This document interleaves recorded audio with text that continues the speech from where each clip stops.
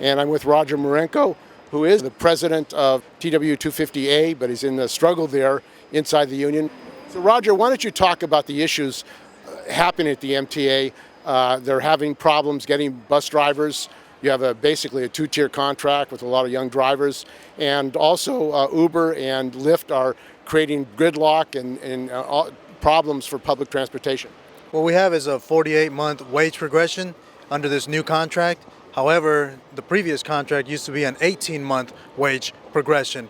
And living in one of the most expensive cities in the entire United States of America, going from 18 months to max out and pay to 48 months to max out and pay is an absolute and tremendous hardship. I mean, I don't understand how or why somebody or anybody would ever go for something like that. So isn't that negotiated by Willie Brown? I don't know who negotiated under. So that's one of the reasons you were elected. There's a lot of disenchantment among drivers. Oh, absolutely. That's just one of the many issues that has to be addressed in the upcoming negotiations. Absolutely. That's just one of many. You also mentioned Uber and Lyft. Yeah, it's the definite challenge, struggle, having to deal with Uber and Lyft taking over our designated bus stops and parking in red zones and utilizing the red carpet lanes as their personal private lanes. I mean, it's ridiculous. There's no enforcement, which is another one of my big concerns is enforcement. Why isn't DPT not out here, SFMTA, enforcing the rules? I mean, the red carpet lane is supposed to be for public transportation.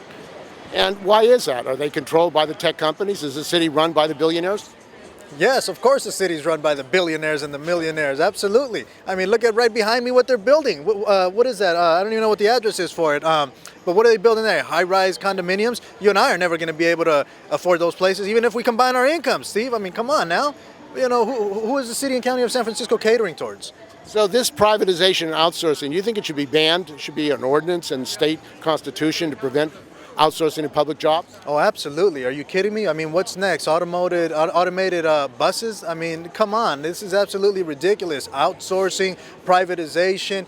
It's a race to the bottom. It's a race to the bottom to see who can get the cheapest labor, to see who can get the cheapest work for the cheapest amount of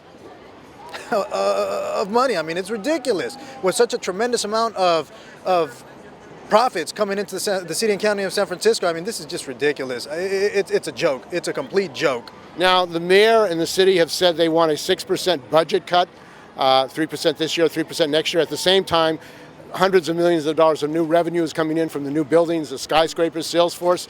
What does that mean to public workers when they're doing a public cut at the same time that hundreds of millions of dollars of new revenue is coming into the city? It means that public workers are once again getting screwed over legally by the powers that be. If there's going to be any cuts whatsoever, it should be for people or individuals making over a certain amount of profit. I mean, if you're making over 120 grand, well, then you know what? Cut your salary. Cut your salary, because the majority of the workers, low income, blue collar workers that I know of, they're not making 120, 130, 140K. So you know what? Cut their salaries. But that seems to be who they're hiring. They're getting rid of the frontline workers, bringing in temporary workers. You've got a lot of public workers doing public jobs, $15 an hour, slave labor wages, business districts. A lot of work is being done now by profit, non-profit slave labor workers. You know what? It's gotten to the point now where we need to take drastic action. What would it imagine what the city and county of San Francisco would look like without a bus out here. I mean, you want to race to the bottom? You're trying to exclude workers from workers' rights and from getting decent wages and pensions, etc. I'll tell you what. How about nobody comes to work? None of the 30,000 city workers come to work. Let's see how that will look. Let's see what that will look like. And the city is Mickey Callan. The city has paid out $90 million to workers who've been illegally fired, harassed, bullied, discharged their lawyers and city lawyers. What do you think about the $90 million that the city has paid out? And why are these people who were responsible for that? Some of them were promoted for illegal actions. Wow, it's the revolving door. And you're in a struggle for democracy in your local. You've been a long time. You have a TV show to get education out. What is the problem with the labor movement in this country? You think there's a top-down problem of corporatization of labor? Oh, absolutely. It's what I have is it's a couple different programs that I have. One of them is an online YouTube channel. I have a Facebook page, one of the largest social network sites that we have as transit operators to get the word out, and just pretty much utilizing the social media, the movement of mass media in terms of getting the word out, educating our operators about what's going on and what's happening. One of the main reasons why the labor movement is going down the drains is lack of education, lack of participation, and given the fact that we have tremendous access to instant notifications through social media, we need to capitalize on that and use it to our advantage to educate our members, organize our members, mobilize our members. It's time to take drastic, radical actions. Enough talk. Let's take action. Enough talk. I think there should be a national labor channel, live national labor channel for rallies and actions of workers to be on. Absolutely. What about the TWU? Are they doing that? The TWU Local 250 International. They have their own. They have their own channels. They have their own. Yes. They have networking, and they're on social media, and yeah, they're doing the best that they can. There's an article in the Examiner about you being removed from your position as president and some kind of internal dispute. Why were you removed as president of the TWU Local 250a? Not removed, suspended. Why were you suspended? Well, there were several different charges that were read to me, and some of the charges. Who read them to you?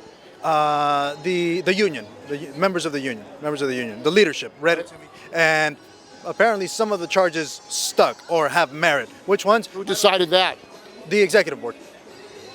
So are they able to suspend you without a hearing? There will be a trial. When? I don't know. I haven't received a letter stating exactly what the charges were read to me, and I was informed that some of the charges warranted merit and or a trial. Which ones? I don't know. I'm still waiting for that letter. And there are negotiations going on right now. Some of the people who are in negotiations are the same people that negotiated the last contract. Are you concerned about that issue of who's representing the local in negotiations with the city? Yes, I am. You know, one of the interesting things is Roger Marenco, and I'm proud to say this, Steve, I'm very proud to say this, I have paved the road, the golden road, towards getting a great contract with the amount of media coverage that we've been getting, with the press that has been giving us time on the air to express our side of the story, to give our version of the real life events that operators go through on a daily basis, being harassed, being threatened, being intimidated, being bullied, being physically assaulted. Absolutely. They get blamed when they're assaulted. So I am proud to say that I have been able to pave the road in order for us to obtain a good contract. We have the members of the San Francisco Board of Supervisors saying that we don't make enough money, that we need decent wages. We have the general public sympathizing with us, saying, wow, I didn't know that you guys were going through such hardships on your job. We have labor organizations. We're now part of the San Francisco Labor Council, which we were not a part of. This previous leadership pulled the local out of the Labor Council, didn't it? Yes, I don't know why, San Francisco Labor Council, because I was not going to do this fight, this battle by myself. It's a united fight you need. Yes, that's correct.